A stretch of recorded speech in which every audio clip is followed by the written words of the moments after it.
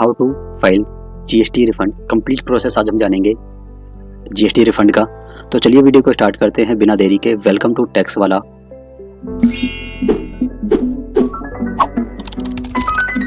सबसे पहले जो है वो हम किस तरीके से जो है अपना एक प्री एप्लीकेशन फॉर्म जो है वो सबमिट करेंगे रिफंड के लिए। आइए हम जानते हैं कि हम सर्विसेज में जाएंगे, उसके बाद जो है रिफंड टैब में जाएंगे, उसके बाद रिफंड प्री एप्लीकेशन फॉर्म में सबमिट करेंगे अपनी इन्फॉर्मेशन जो है। यहाँ पे हमें कोई भी खास इन्फॉर्मेशन ऐसी नहीं डालनी होती है, ये कुछ 3-4 इन्फॉर्मेशन है जो हमें डालनी होंगी कि हम जो है कौन सा नेचर का बिजनेस करते हैं, हमारा आईईसी का जो इशू का डेट है वो क्या है, अगर आधार नंबर प्रोपराइटर के केस में या अगर प्राइवेट लिमिटेड के केस में हो, पार्टनरशिप के जो भी ऑथराइज पर्सन होगा उसका आधार नंबर हम डालेंगे। ये सारी इन्फॉर्मेशन डालेंगे जो भी यहाँ पे मांग रहा है, ठीक है। इसके बाद हम बॉक्स को जो है ये इसको चेक करके और जो है सबमिट कर देंगे एप्लीकेशन। तो ये जो है हमारा फर्स्ट जो है माइलस्टोन कंप्लीट होता है। उसके बाद जो है हमें क्या करना है, अपनी रिफ़ंड की एप्लीकेशन जो है वो फाइल करनी है। रिफ़ंड की एप्लीकेशन होगी यहाँ पर फाइल होगी, तो हमें जो है किस तरीके से करना होगा वो हम आगे के प्रोसेस में जानेंगे। आगे का प्रोसेस जो है यहाँ से स्टार्ट होता है। इसमें ये बताते हैं कि जो आपको रिफ़ंड फाइल करना है वो मोस्टली जो केसेस होते हैं, मैंने वो वाला लिया है। मोस्टली केसेस कौन से होते हैं? मोस्टली केसेस होते हैं कि refund of ITC on account of export without paying off tax. मतलब मोस्टली केसेस तो हमारे पास यही होते हैं कि अगर आपने कोई भी चीज़ एक्सपोर्ट करी है, सर्विसेज या फिर गुड्स, तो उसके केस में आपको जो है इनपुट टैक्स क्रेडिट का जो है रिफ़ंड लेना होता है। तब उसके बाद आता है आपके किस पीरियड के लिए जो है आप जीएसटी का रिफ़ंड जो है वो क्लेम कर रहे हैं। वो आप यहाँ पे क्लिक करके जो है अपनी रिफ़ंड एप्लीकेशन जो है वो क्रिएट कर लेंगे। इसके बाद जो है आप अपनी इन्फॉर्मेशन को यस करके कंप्लीट कर देंगे, डिक्लेरेशन दे देंगे कि जो है हमें इसी पीरियड के लिए जो है वो रिफ़ंड जो है फाइल करना है, और आप अपनी इलेक्ट्रॉनिक वेरिफिकेशन कोड या फिर डीएससी के थ्रू जो है अपना प्रोसेस कंप्लीट कर लेंगे। अब इसके बाद क्या आता है? इसके बाद आती है इन्फॉर्मेशन कि हमें क्या क्या इन्फॉर्मेशन जो है यहाँ पे डालनी है। अब यहाँ पे बेसिकली क्या आता है कि computation of refund to be claim, मतलब आपको जो है कितना रिफंड क्लेम करना है वो सारी इन्फॉर्मेशन हमें यहाँ पे डालनी होती है। टर्नओवर जीरो रेटेड, मतलब यहाँ पे हम कौन सी डालेंगे? यहाँ पे टर्नओवर डालेंगे जो भी आपने एक्सपोर्ट टर्नओवर की है। फिर यहाँ पे एडजस्टेड टोटल टर्नओवर जो है। फिर इसके बाद आईटीसी आप कितना क्लेम कर रहे हैं।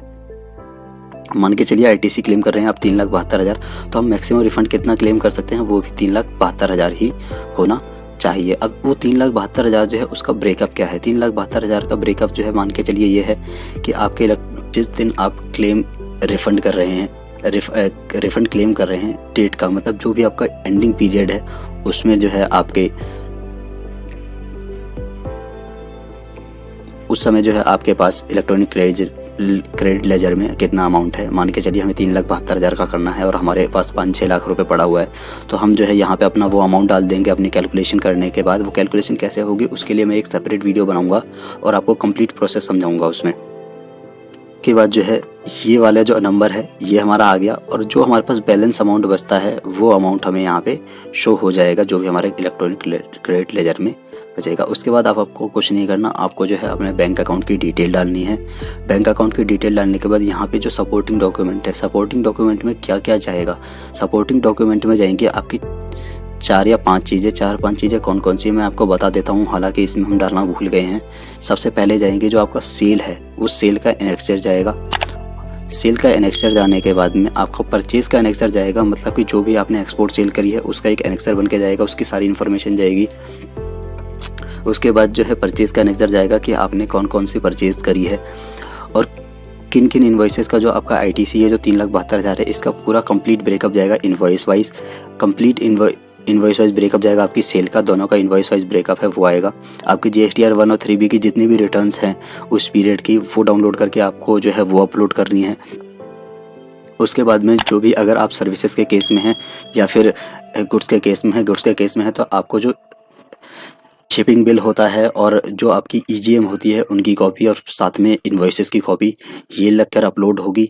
और अगर आप सर्विसेज के केस में है तो इन्वॉइस की कॉपी प्लस आपकी बीआरसी जो है बैंक रियलाइजेशन सर्टिफिकेट वो अपलोड होंगी। इसी तरीके से आपकी सेल्फ डिक्लेरेशन भी होगी, वो स्टेट टू स्टेट डिफर करती है, तो वो सारी चीज़ें जो हैं आपकी अपलोड होंगी। और आपकी इसके बाद डिक्लेरेशन और अंडरटेकिंग करने के बाद जो है आप अपने जो रिफंड है वो फाइल कर सकते हैं। अब इसमें एक चीज़ ये पूछ रहा है कि whether you have submitted bond और अंडरटेकिंग, मतलब कि अगर आपने LUT लेटर ऑफ अंडरटेकिंग जो है, इसके लिए मैंने सेपरेट वीडियो ऑलरेडी बना के डाली हुई है, आप चैनल पर चेक कर सकते हैं, मैं आई बटन पे लिंक कर दूंगा कि अगर आपने वो लिंक किया वो LUT अगर आपने फाइल किया हुआ है तो आप उसकी कॉपी यस यहाँ पे करके जो है अगर अपलोड करने के लिए मांगेगा तो आप अपलोड कर सकते हैं, और इसी तरीके से आप सेव करके अपना जो है रिफ़ंड फाइल कर सकते हैं। आगे जाके देखिए इसमें जो है प्रोसीड का बटन आएगा, फिर इसके बाद यहाँ पर एक यूटिलिटी दी गई है। यूटिलिटी क्या है? यूटिलिटी है कि इस यूटिलिटी में जो आपके पास ये एक्सेल आपको फाइल दिख रही है, इस एक्सेल में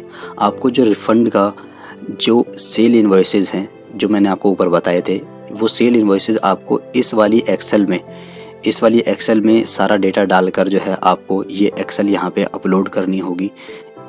ये वाली एक्सेल जो है ये आप ओपन करेंगे, इस वाली एक्सेल का जो लिंक है वो आपको GST के पोर्टल पे आसानी से मिल जाएगा। अगर आपको ना मिले तो आप हमें कमेंट कर दीजिएगा, हम आपको लिंक प्रोवाइड करा देंगे। इस वाली एक्सेल के अंदर आप अपनी सेल की इनवॉइस वाइज डिटेल जो है वो बना के जो है वो अपलोड करेंगे। इसके बाद ये देखिए जो वो एक्सेल है, वो एक्सेल का फॉर्मेट कुछ इस तरीके का है। इस एक्सेल के अंदर जो है आप सारे अपने इनवॉइस वाइज जो डिटेल है वो डालेंगे। मैंने बताया था आपको कि EGM की डिटेल जो है वो मैंडेटरी है गुड्स के केस में, PRC और FIRC की जो डिटेल्स है वो मैंडेटरी है आपकी सर्विसेज के केस में। आपको BRC या FIRC जो है वो सेपरेट रो में स्टेटमेंट नंबर 3, मतलब ये जो इस एक्सेल में है आपके पास इंफॉर्मेशन डालनी होगी। देखिए यहाँ पे आप देख सकते हैं ये रहा EGM और ये रहा आपका BRC की इंफॉर्मेशन। अब आप देखिए इसमें ये सारी इन्फॉर्मेशन जो है हमने डाल दी है। इन्फॉर्मेशन डालने के बाद आपने 10 रिकॉर्ड्स इसमें सर्च करे हैं। अगर कोई एरर आता है तो वो आपको एरर जो है ये वो यहीं पर ही शो कर देगा कि आपने जो है क्या गलती करी है, वो एरर हमें यहाँ पे वो बता देगा उस एक्सेल के अंदर। वो एक्सेल जो है वो आपकी ऑफलाइन यूटिलिटी है बेसिकली। उस ऑफलाइन यूटिलिटी में आप अपनी पूरी वर्किंग कर सकते हैं। उस वर्किंग को करने के बाद आप अपनी एक्सेल को जो है वो सेव कर लेंगे। सेव करने के बाद जेसन फाइल बन जाती है। फिर आप क्या करेंगे, click to upload the details of export of goods and services. मतलब यहाँ पर क्या करेंगे, ये तो ऑफलाइन यूटिलिटी यहाँ पे आपने डाउनलोड करके अपनी इन्फॉर्मेशन डाल दी, लेकिन वो एक्सेल जो है आपको अपलोड करनी है, वो अपलोड करनी है यहाँ पे। ये चीज़ आपको ऊपर भी दिखाई दी होगी, लेकिन मैं यहाँ पे बता रहा हूँ क्योंकि यहाँ पे सारी चीज़ें जो है मैंने आपकी एक्सेल वाली जो क्वेरी है वो सॉल्व कर दी है। इसके बाद आप जो है जैसे ही इस वाले बटन पर क्लिक करते हैं, क्लिक टू अपलोड वाले पे क्लिक करते हैं तो इस पे आपको जो है ये वाली बटन जो है ये आपको शो होगा। इस पे आप क्लिक टू अपलोड करके और अपनी जो फाइल है वो अपलोड करने के बाद प्रोसीड कर सकते हैं। जेसन फाइल जो बनी होगी उस जेसन फाइल को आपने अपलोड कर दिया। अपलोड के बाद यहाँ पे अपलोड हो गई है आपकी। अब इसके बाद प्रोसीड करेंगे। आप प्रोसीड करने के बाद में डिक्लेरेशन पे यहाँ पे चेक करेंगे और चेक करने के बाद जो है अपनी प्रोसीड करेंगे फाइल को। प्रोसीड करने के बाद स्टेटमेंट जो है आपके अगर वैलिडेट हो जाती है तो वहाँ पे वो वैलिडेट करने के बाद आपको जो है वैलिडेट करने के बाद फिर से आपको जो है वो प्रोसीड पे क्लिक करना है। अगर कोई डॉक्यूमेंट जो है वो इनवैलिड होता है या फिर कुछ भी इन्फॉर्मेशन ऐसी आती है तो आपको जो है वहाँ पे वो स्टेटमेंट डिलीट करने के बाद उसकी एरर को जो है वो एरर को ठीक करने के बाद दोबारा से वो वैलिडेट करनी है और वैलिडेट करने के बाद ऐसे ही आपको प्रोसीड करनी है। देखिए इसमें जो है वो एरर दिखा देगा कि आपके इस फलाने इनवॉइस नंबर पे मतलब ABC 1718 में जो है ये एरर आया है कि डॉक्यूमेंट वाज नॉट फाइल्ड। कहने का मतलब ये जो है आपने जब GSTR 1 फाइल की थी तो आपने ये वाला जो इनवॉइस है वो फाइल नहीं किया था, तो ये एरर आ सकते हैं। हालांकि आप जो है इन चीज़ों का ध्यान रखेंगे क्योंकि जो है आपने अगर अपनी GSTR 1 टाइमली फाइल की है, कौन कौन से इनवॉइसेस फाइल किए हैं, तो उसकी वजह से आपको एरर जो है वो नहीं आएगा। तो इसी तरीके से वो प्रोसीड करके कोई एरर आता है तो आप उसमें देख सकते हैं आसानी से। इसके बाद सारी इन्फॉर्मेशन जो है आप वो डाल चुके होंगे। मैंने जैसा आपको ऊपर ही बताया था कि आपकी यहाँ पे एडजस्टेड टर्नओवर और 0 रेटेड। अब यहाँ पर क्या है, यहाँ पर मैंने आपको ऊपर बताया होगा शायद गलती से कि ये सेम होती है। सेम नहीं होती है। बेसिकली क्या होता है कि जो 0 रेटेड सप्लाई होती है, 0 रेटेड सप्लाई में मतलब यहाँ पे सिर्फ आपकी एक्सपोर्ट जाएगी, लेकिन यहाँ पे एडजस्टेड टोटल टर्नओवर में आपकी इंक्लूडिंग जो है वो डोमेस्टिक सप्लाई भी जाएगी। इसके बाद वहाँ पे आप देखिए नेट इनपुट टैक्स क्रेडिट जो है वो वहाँ पर निकल करके आया था 2,72,000 रुपये। तो हम उस पर जो है वो कर सकते हैं, डेटा जो है डाल सकते हैं। इसी तरीके से हम जो है अपनी इन्फॉर्मेशन सारी डालने के बाद हम अपने क्रेडिट लेजर सबको चेक करने के बाद अपने बैंक की इन्फॉर्मेशन डाल देंगे। बैंक की इन्फॉर्मेशन डालने के बाद कोई अगर सपोर्टिंग डॉक्यूमेंट आपको अपलोड करना है तो वो आप अपलोड कर सकते हैं कैलकुलेशन की। जैसे इन्होंने शीट अपलोड की हुई है, तो वो मैंने आपको ऊपर भी बताई थी कि वो जो कैलकुलेशन की शीट है वो आपको डाउनलोड करनी वो अपलोड करनी पड़ेंगी। उसके लिए मैं आपको जो है सेपरेट वीडियो बनाकर दे दूंगा। अगर आपके पास LUT है तो आपको वो जो LUT है उसका एक नंबर होता है, उस LUT का नंबर जो है वो आपको यहाँ पे टाइप करके डालना होगा। और उसके बाद ये देखिए, जैसे अगर हमारे पास LUT का नंबर है तो वो हमें ज़रूर डालना होगा। और रिफ़ंड के केस में LUT अगर आपने लिया हुआ है तो आपको जो है वो मैंडेटरी है वो डालना। इसी तरीके से जो हम अपनी इन्फॉर्मेशन को कंप्लीट करने के बाद, अपने सारे डिक्लेरेशन येस करने के, प्रीव्यू करने के बाद, एप्लीकेशन कहने का मतलब जो भी हमने अपनी रिफ़ंड की एप्लीकेशन बनाई है उसे प्रीव्यू कर लेंगे ड्राफ्ट के थ्रू।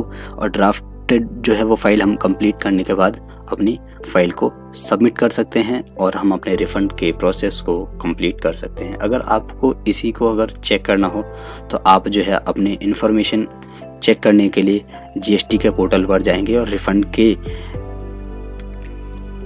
सेक्शन में जाने के बाद वहाँ पे ट्रैक माई रिफ़ंड एप्लीकेशन जो है वो चेक कर सकते हैं। जैसे कि अब यहाँ पे है, हमने सारी कंप्लीट प्रोसेस होने के बाद एक ARN रिसीट जो है वो जनरेट होगी, वो आपको डाउनलोड करके सेव करके अपने पास रखनी है। और उसके बाद अपने इलेक्ट्रॉनिक क्रेडिट लेजर में आप देख सकते हैं इलेक्ट्रॉनिक क्रेडिट लेजर में क्या बदलाव आएगा। बदलाव ये आएगा कि जैसे ही आप रिफ़ंड फाइल करेंगे तो रिफ़ंड में आपने मान के चलिए आपके क्रेडिट लेजर में थे 100 रुपये और आपने रिफ़ंड क्लेम कर लिया 50 रुपये, तो आपका जो बैलेंस है यहाँ पे 50 रुपीज़ दिखाई देगा, क्योंकि 50 रुपीज़ जो है वो क्रेडिट लेजर में से डेबिट हो जाएगा।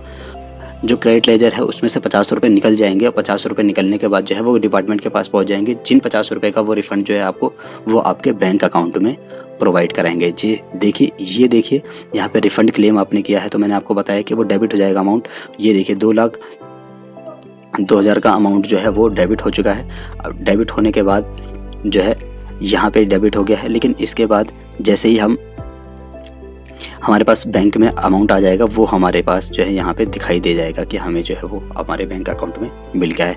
वीडियो लंबी हो गई है, लेकिन रिफ़ंड का जो प्रोसेस है ये काफ़ी कम समय में हमने आपको समझाया है शॉर्ट में। अगर आपको इसका जो है कहीं भी कोई प्रॉब्लम आती है तो आप जो है हमें कमेंट बॉक्स में जो है अपने स्क्रीनशॉट शेयर कर सकते हैं, या फिर आप हमें अपने कमेंट में जो है अपनी क्वेरी लिख के भेज सकते हैं, जिससे कि हम आपकी क्वेरी को सॉल्व कर पाएँ। तो आई होप आपको हमारी वीडियो जो है वो पसंद आई होगी। अगर आपको हमारी वीडियो पसंद आई है तो चैनल को सब्सक्राइब कीजिए और वीडियो को लाइक कीजिए। Stay connected. जय हिंद।